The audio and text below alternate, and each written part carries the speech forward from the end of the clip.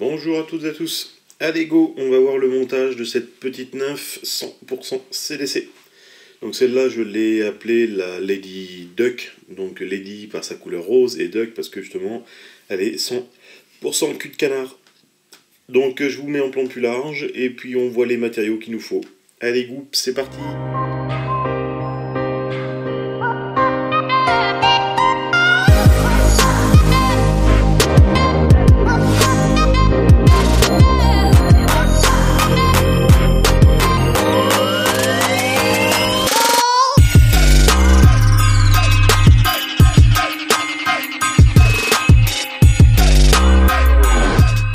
Pour monter cette petite nymphe, il va nous falloir un hameçon.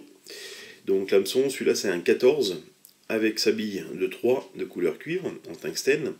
Donc c'est de la bille fendue. J'utilise pratiquement que ça. Pourquoi? Parce que c'est l'idéal. On vient vraiment en buter, le lit est bien dégagé. C'est les billes que je trouve vraiment idéales pour tout montage. Moi j'adore.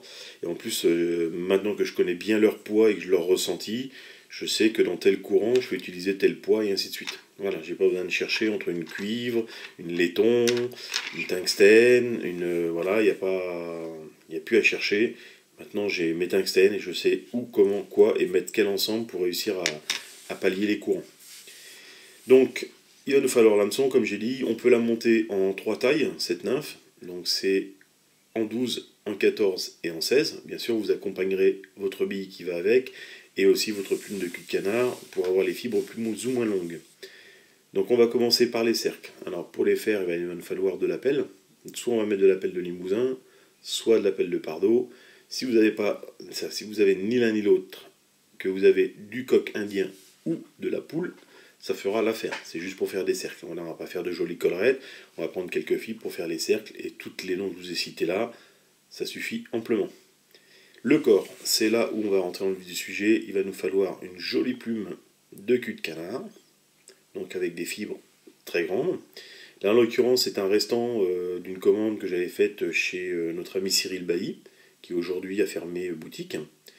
Mais vous retrouvez à peu près les mêmes, je dis bien à peu près, les mêmes plumes, surtout en qualité de fibre. Vous retrouverez à peu près les mêmes chez Suisse, je vais y arriver à le dire, Suisse CDC. Donc Suisse CDC a une qualité de plume, une belle qualité quoi. Après, donc comme on a dit pour le corps, il va nous falloir bien sûr la collerette. Donc là, je vais prendre une plume que j'ai déjà mis en pince de cul de canard traditionnel, simple couleur.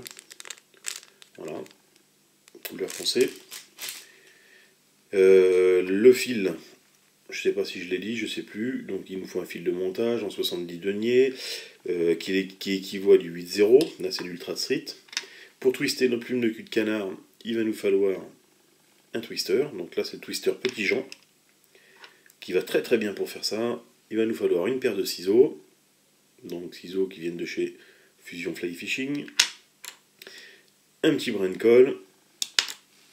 Une petite aiguille fendue. Alors ça, cette aiguille fendue, c'est tout simple.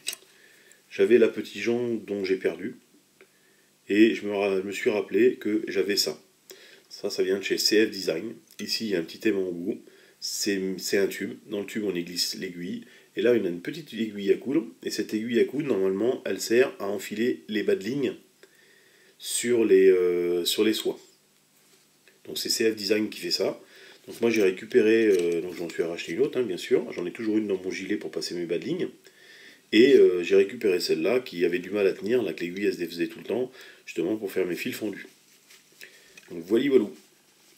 Après qu'est-ce qu'il va nous falloir d'autre?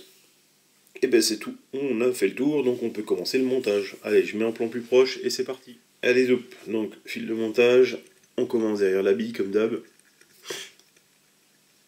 On enroule, on remplit notre bille, et puis dès que la bille elle a décidé que c'était plein, chac, elle nous sort le fil de sa fente et c'est parti. Ici, je coupe, l'excédent, j'emmène mon fil de montage à la moitié de mon hameçon, je vais attraper, voilà, 3-4 fibres, mais un peu plus, 7-8 fibres pour un hameçon de 14, qu'on a toujours dit. Tac. Je rassemble mes plumes ici. Vous voyez comme elles font de pagaille. Hop, je les humecte comme ça les rassemble bien. Ça décolle le temps que je les positionne sur l'hameçon. Et comme ça ne nous embête pas non plus elles restent bien ensemble et ça permet d'avoir les fibres bien alignées par la suite. Je règle leur taille, leur longueur du moins. Donc une longueur de hampe, hein, pas plus. Alors là c'est une longueur, voire un peu moins, de la hampe, mais c'est la hampe qu'on voit, c'est pas la hampe entière. Vous voyez, là il me reste de la bille à la courbure, il me reste allez, moins de 5 mm. Là je vais mettre 3-4 mm, même un peu moins de fibres derrière.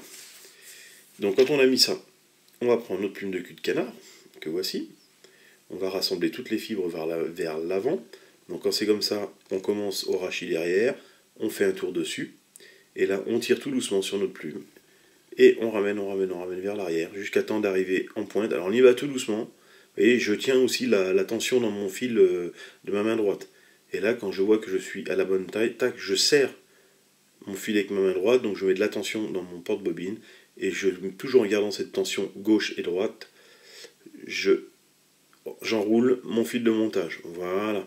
Là, je peux lâcher ma main gauche maintenant, et j'emmène mon fil de montage derrière ma bille, où là, je vais dresser un léger corps conique. Alors, léger, tout bonnement, parce qu'avec l'épaisseur du rachis, notre corps conique va se faire automatiquement. Et donc, si vous regardez bien, vous voyez, là, j'ai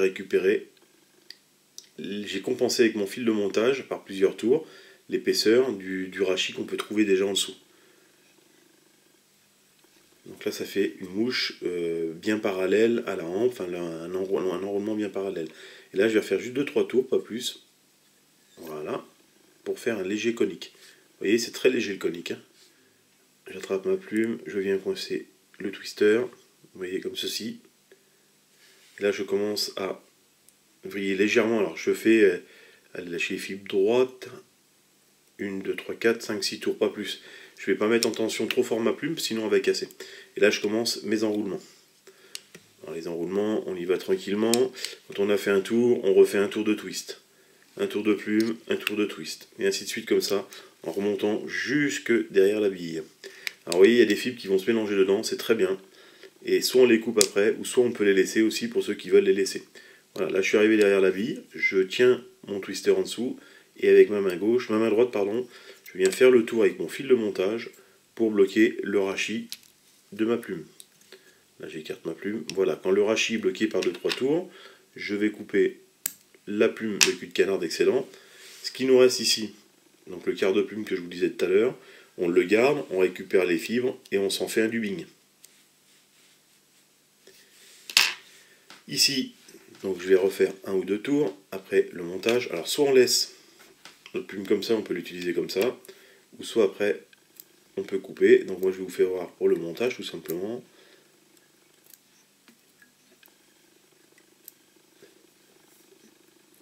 Alors quand vous allez attacher votre plume, pensez bien à faire 3-4 tours de fil de montage, parce que vous voyez comme on fait le tour après avec le ciseau pour couper les excédents de plumes.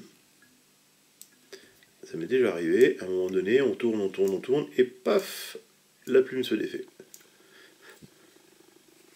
Donc voilà, pour le corps, comme ceci. Et là, on va prendre notre petit cul de canard, on va se prendre notre petite aiguille fondue, qui est ici. Et là, comme d'habitude, hein, hop là, on détend notre fil, on le fend à l'aiguille.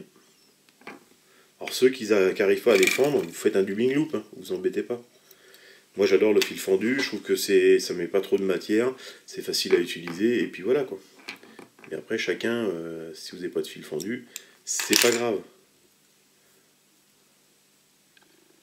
Alors là j'en ai enlevé un tout petit peu en haut, un tout petit peu en bas qui me plaise pas, et je vais rester, vous voyez, sur 1 cm, 1 cm 5 pour du 14.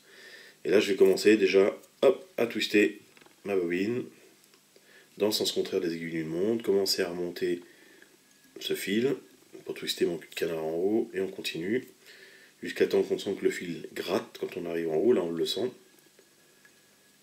qu'il n'est pas aussi lisse qu'en bas.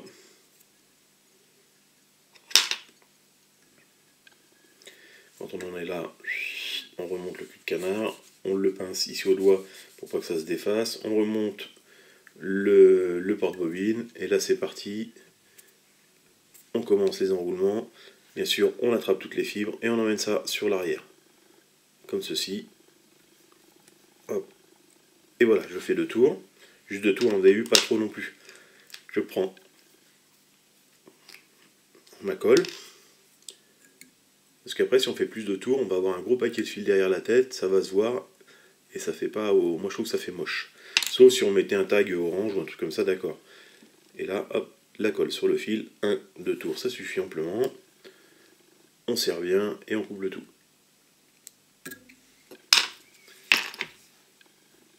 Voilà. Et voilà, notre petite 100% CDC. Là, c'est la Lady parce qu'elle est rose. Et comme je vous ai dit, vous faites la couleur que vous voulez. Allez, bon montage à tous. À bientôt. Ciao, ciao.